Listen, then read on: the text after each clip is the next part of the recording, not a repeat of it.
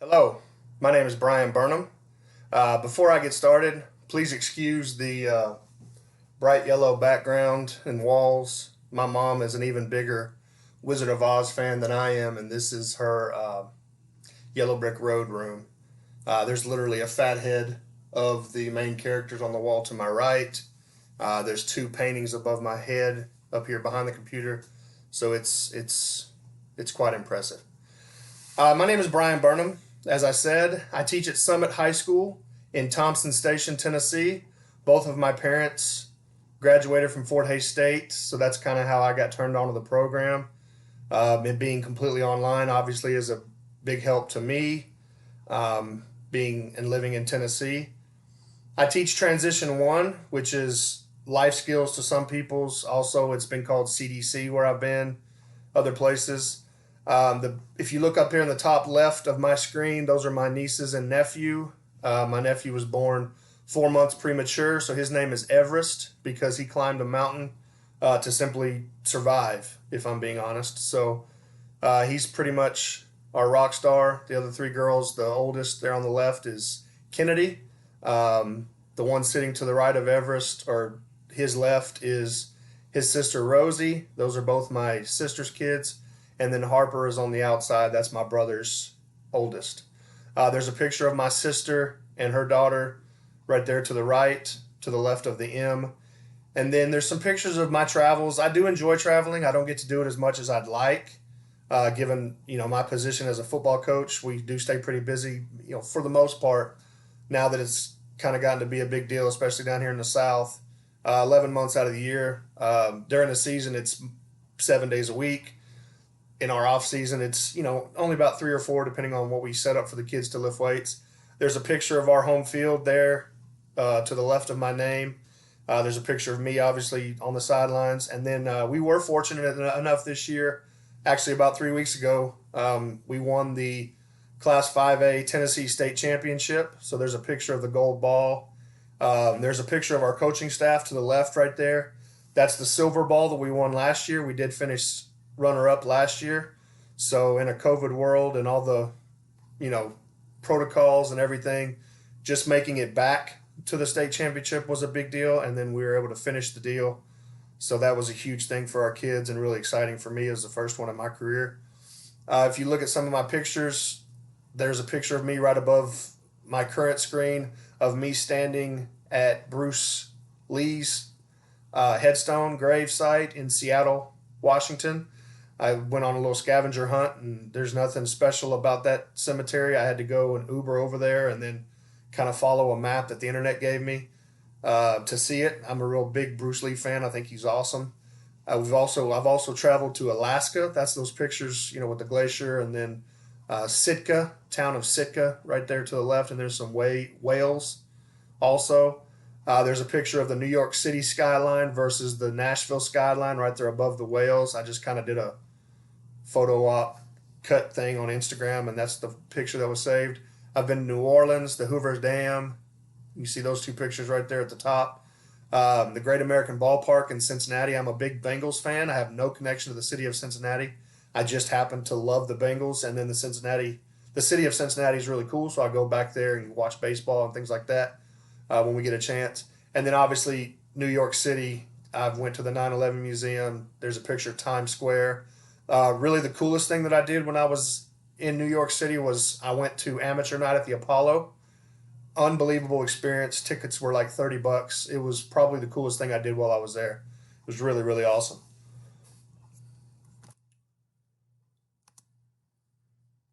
Sorry. My experience, I do have a bachelor's in special education, certified in mild to moderate disabilities. I graduated college in 2003. I'm also certified in driver's ed and in personal finance. I haven't, I do teach driver's ed in the summer times, and then personal finance I just got about 2 years ago, and I have not used that certification yet. I am looking to get out of special ed at some point in the next couple of years, probably. I've been doing it for 17 years. I love it. That's part of my why. When I was in high school, I had a football coach that was a special ed teacher, so he was kind of a mentor of mine. And I also always had a place in my heart for those kids. I had some of the guys I played with were kind of jerks and treated some of those kids the way you're not supposed to treat people. And I picked up on that even as a 16-year-old kid and realized that, it's just not okay. And so I've always had a special place in my heart for those students. And now I love them with all my heart. My classroom is it's my happy place. I have taught at 4 schools. One spring semester right out of college. I did graduate not midterm, but in December. So I taught for 1 semester in a little country school down the road, about 30 miles from my house. And it was an elementary school. And you could see up there I did resource, pull out, math, and English. It was a tough gig. I realized very quickly that 4th, 5th, and 6th grade was not my cup of tea. And I was meant to be in high school. I know some people say the opposite and they think they couldn't do high school. I just know that that's where I'm supposed to be.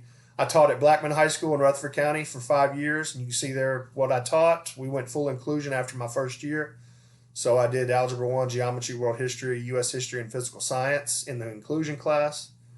And then after 5 years, I went to Siegel High School, which is also in Murfreesboro, Tennessee, right down the road from where I live currently, and was there for 5 years. I taught and coached for 3 years there, and then I just taught those final 2 years. I did get to start a Best Buddies chapter, which I think is still going today, so something I'm very proud of there. And then for the last 7 years, I've been at Summit High School, which is where I'm at now in the Williamson County School District, right outside of Nashville, Tennessee, about 25 miles south. My first year, I also did inclusion. You can see those subjects there. But for the last 6, I've been doing Transition 1, which is also known as Life Skills, Functional Living, depending on what county you're in. Communication obviously is paramount, especially right now with the pandemic and what we're all dealing with. In the building, our principal does a fantastic job of sending a morning email every day. It has the events of the day, anything we need to know coming up. She'll give us multiple days notice in advance. There's also a calendar at the end of her email. At the bottom, if you scroll down, you'll see a calendar for the next week and what events are coming up, school events like games and plays and band concerts and parent conferences and things like that. But then also she's got a layout of important dates for the entire school year. So that's really helpful because there's no reason to not know what's going on within our building just off of her one morning email. We also use Schoology, which I guess is kind of like Canvas or what I've seen on some of the other videos. We don't use Canvas. I've never heard of Canvas, but clearly it's a great program because I know, especially those of you I think that are in Kansas, use it. So I'm going to look into it. I don't know if it's something we're allowed to use or if it's county approved, but if it's as good as you guys make it sound, that might be something I start using. But Schoology, we post assignments, any links that we have, Zoom links, things like that. We do PD requests and put things out there for the students to watch. We can email parents. We can communicate through there on Schoology. I also use Skyward, which I saw one of the other class members also mentioned Skyward. We use that to keep our attendance. We do grades and messaging and all that. Zoom, we are required, unless a parent requests special, circumstances, we are required to currently do all of our IEP meetings through Zoom.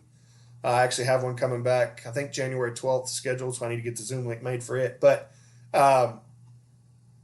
Zoom is a big deal right now, and none of us knew what Zoom was until the pandemic, but honestly, it's one of the few things that I think is going to come out of Zoom in a positive, come out of the pandemic in a positive way. And then Twitter is big in our county, and I know not every school district uses Twitter or allows it, but it's a really big thing for us. I do have a special, you can see over there on my personal side, on the Twitter side, it's covered up a little bit, I'm sorry. I do have a county-approved Twitter handle.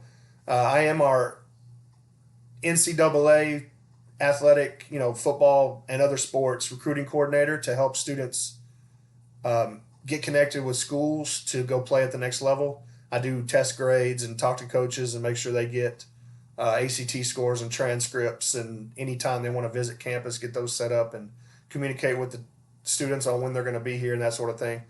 Back at the top, I do daily notes home, handwritten for some students. We keep logs, like a spiral notebook for a couple kids that we write in.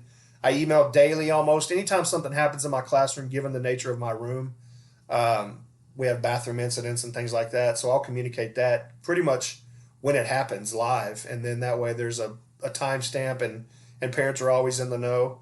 Zoom, obviously, like I said, the same thing applies for my personal use as we use for the building. I can Zoom students in if they've been quarantined or contact traced or something like that. They can always still participate in class, at least see what we're doing. They can't necessarily do everything, but they have access to it. And then Twitter, I've already spoken about. As far as, you know, reflection over the articles and just kind of my personal statement, introductions in my personal life have taken on many forms.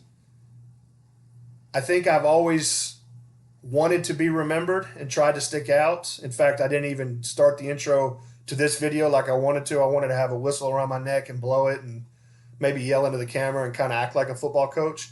But I'm staying at my parents' house for the next couple of days. I just spent the week in Florida with my pops, and then we're doing our family Christmas tomorrow. So I don't have access to my whistle.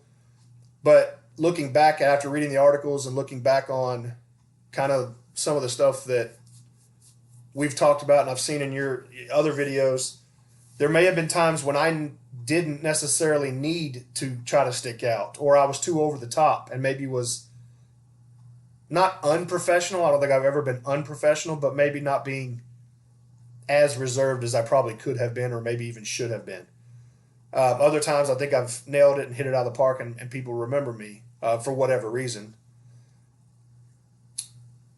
The articles helped me see how to take a more organized approach to this process, and hopefully moving forward I can be more effective with these and everything else. I do want to say before I sign off here that watching everybody else's videos ahead of time really helped with kind of my ability to put this one together. I've spoken even a little bit longer than I anticipated. Maybe not even went into as much detail as I could have, but I want to thank you guys for being patient with me and getting this posted a little late. I apologize, and I'll have it up and available for you guys to see very soon. I look forward to working with everybody. Feel free to message me at any time. I've already posted multiple messages and asked questions and all that. Google Slides and Google Docs and all that stuff. I don't work in Google all that much. It's all we use in our department, but I'm kind of old school. Like I said, I've been doing this for 17 years. I'm kind of a email attachment, Word PDFs and that sort of thing, still stuck in the Stone Age 10 years ago type dude. So I'm trying to get better. I want to be better. So just bear with me. And I look forward to, like I said, continuing to work with you guys. And if you have any questions or would like to know anything more about me, feel free to message me. Thank you.